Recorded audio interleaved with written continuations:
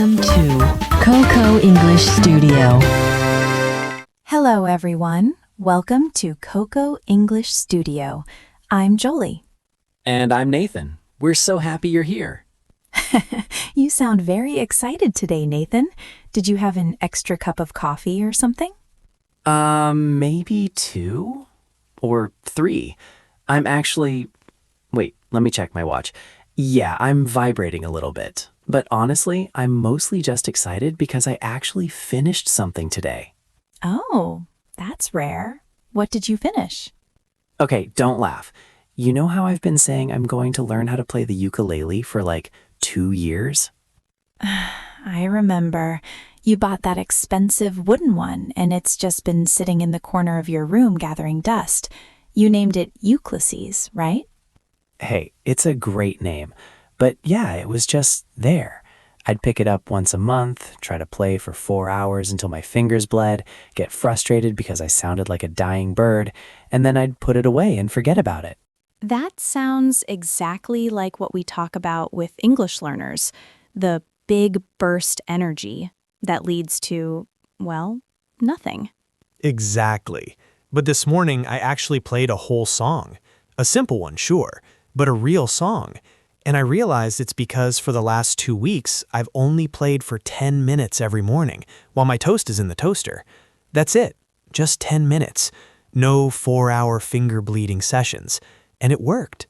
That is actually the perfect way to start our conversation today. You know, I was reading this article yesterday about how the brain learns, and it said that our brains are like sponges, but they can only soak up so much water at once. If you pour a whole bucket on a sponge, most of it just runs off the floor. Yeah, my brain is definitely a very small sponge. Sometimes I think it's more like a rock. Water just bounces off. I don't think so, but I think a lot of our students at COCO English feel that way. They think they need to study for 3 hours a day to get better. They think if they don't have a study cave and a giant dictionary, they aren't really learning. Right. And then they get tired. Or life happens. You have a long day at work, the kids are screaming, you have to cook dinner. The last thing you want to do is open a grammar book for 2 hours. So you just don't. Exactly. And that's why our first big habit for today is just that. Learn a little every day. We're talking 10 to 15 minutes. That's it. Wait, but Jolie, is 10 minutes really enough? I mean, I feel like I can't even find my pen in 10 minutes. Well, maybe keep your pen in the same place. But seriously, yes, 10 minutes of focused time is better than 2 hours of distracted time. If you do 10 minutes every single day, your brain stays warm. It's like a car engine in the winter. If you start it every day, it runs smooth. If you let it sit for a month, it might not start at all. I mean, I totally get that. It's about being, what's the word, consistent? Exactly. Consistency is the secret sauce. It's not about how much you do, it's about how often you do it. Okay, so habit 1 is keep it short, keep it daily. I like that. I can do 10 minutes. Even I have 10 minutes. But what should I be doing in those 10 minutes? Like, what's something easy? Well, that leads us to habit 2. And this one is my favorite because you can do it while you're doing other things. Listen every day. Oh, like podcasts, like this one. Yes, like this one, but also music or YouTube videos or even the news in English. But wait, I have a question. What if I'm just, cleaning the house? Like I'm vacuuming and I have English playing in my ears, but I'm not really studying. Does that count? It absolutely counts. We call that passive listening.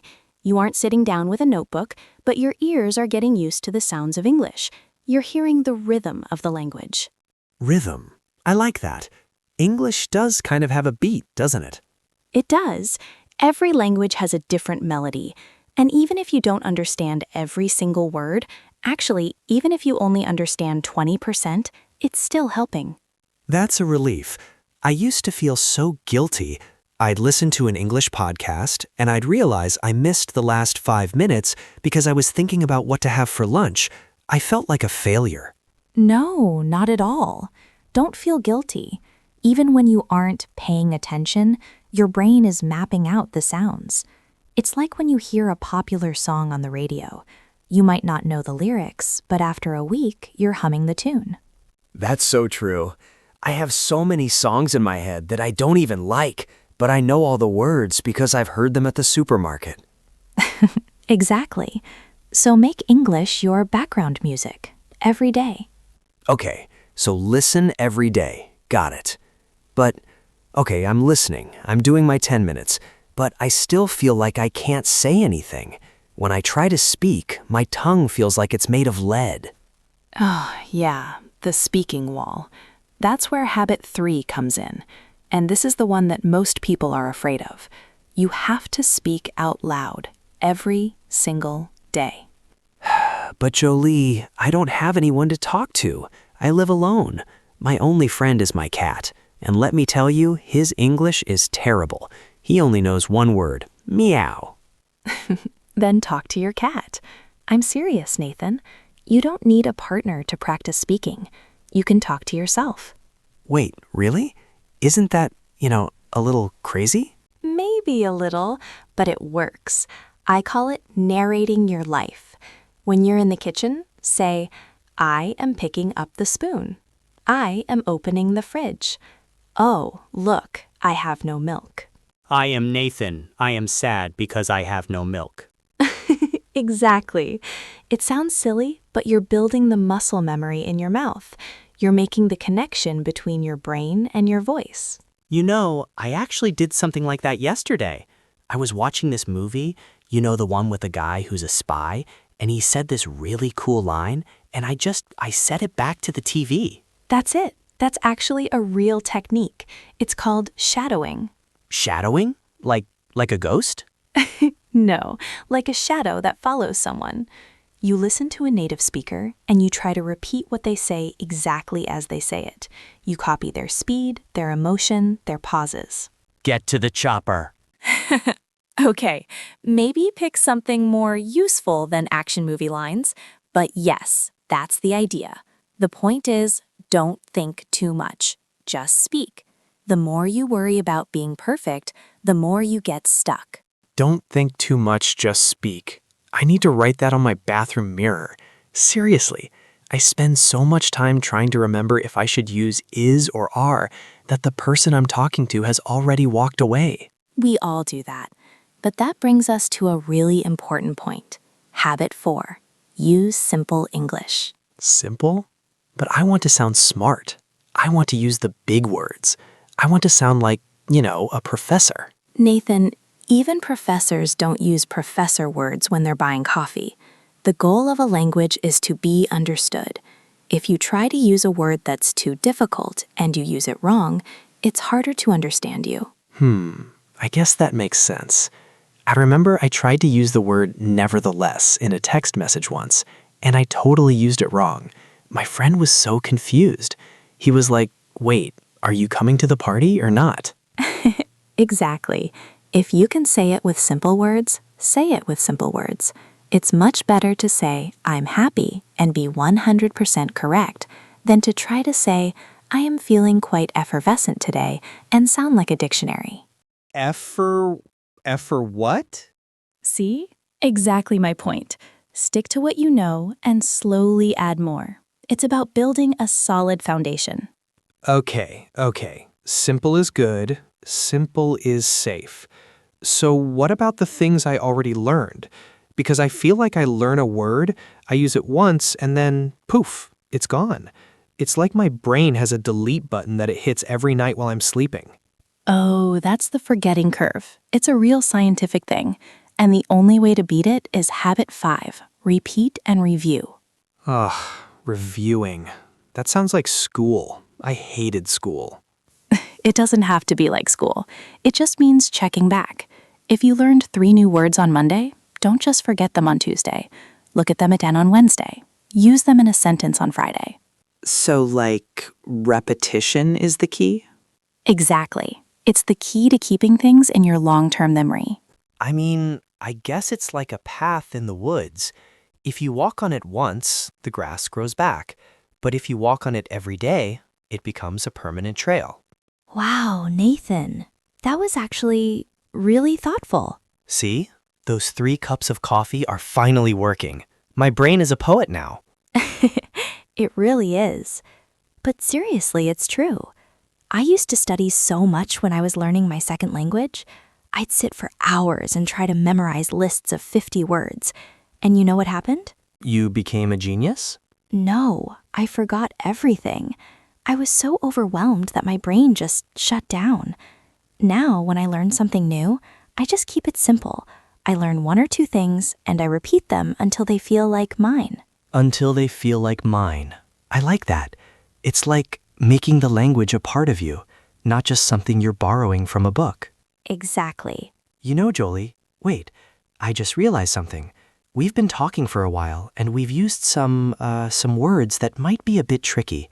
Can we do that thing we do? You mean wait, how do you say that segment? Yes, my favorite part, because even I was a little confused by a couple of things you said. Okay, let's slow down for a second. What was the first one that caught your ear? Okay, so you said consistent. You said consistency is this secret sauce. I mean, I know what sauce is, like on a burger, but what's consistency in plain English? Good one. Consistency just means doing the same thing over and over again in a regular way. If you drink coffee every morning at 7 a.m., you are consistent. In English learning, it means not quitting. It means doing your 10 minutes every day, even when you're tired. Got it. So it's the opposite of being random. Exactly. Okay, what about overwhelmed? You said you were overwhelmed by your word lists. Ah, overwhelmed. This is a great word for language learners because they feel it a lot. It means you have too much of something, so much that you feel like you can't handle it. Like if you have 100 emails to answer in 5 minutes, you feel overwhelmed. Oh, I feel that every Monday morning. It's like a big wave of work hitting you in the face. Perfect analogy. It's like a wave. Okay, and one more. You said shadowing. We talked about it, but can you just explain it one more time, like I'm 5 years old? Sure. Shadowing is when you listen to a recording of someone speaking English. As soon as they start speaking, you start speaking. You try to stay right behind them, like their shadow on the ground. You don't wait for them to finish. You speak with them. Ah, so it's like karaoke, but without the music. Actually, yes. That's a perfect way to describe it. Karaoke for English. I'm great at karaoke. Well, I'm loud at karaoke. Not sure if I'm great. Loud is a good start. Okay, so consistency, overwhelmed, and shadowing. I think I've got those. Great. You see, we just did a little review. That was Habit 5 in action. Look at us. We're doing it. We're actually doing the habits while we talk about the habits. It's all part of the plan, Nathan. So, Jolie, if you had to give one last piece of advice to someone listening, someone who's maybe feeling a bit overwhelmed right now, what would it be? I think I would say you don't need to be perfect, honestly. I think the biggest thing that stops people from learning English is the fear of making a mistake. They wait until they are ready to speak. But you're never ready. You just have to start. Yeah. It's like you don't wait until you're a professional runner to start jogging. You just put on your shoes and go outside. Exactly. Just be consistent. Even if you feel like you're doing it wrong. Even if you feel like you sound silly. Just keep going. Learn English every day. Little by little. Little by little.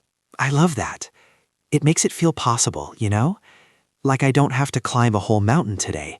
I just have to take one step. Just one step. And then another one tomorrow. I feel much better now. I might actually go home and talk to my cat in English for 10 minutes. Mr. Fluffles, you are a very fluffy cat. Nevertheless, you need to stay off the table. There you go. Using nevertheless correctly. See, you're getting better already. I'm a pro. Okay, everyone, I think that's all the time we have for today. My coffee is wearing off, and I need to go find some milk for my imaginary bowl of cereal. And I need to go see if my own tomato plants are still alive. Oh no. Did you start a garden too? I did, but unlike you, Nathan, I've been watering them for 5 minutes every morning. Consistency. Show off. Anyway, thank you so much for joining us today at COCO English Studio. We really hope these habits help you on your journey. Yeah, And hey, let us know in the comments, what's your daily habit? Or tell us what you named your cat. We want to know it all. We really do. Until next time. Keep it simple, keep it daily, and keep talking. Bye, everyone. Bye.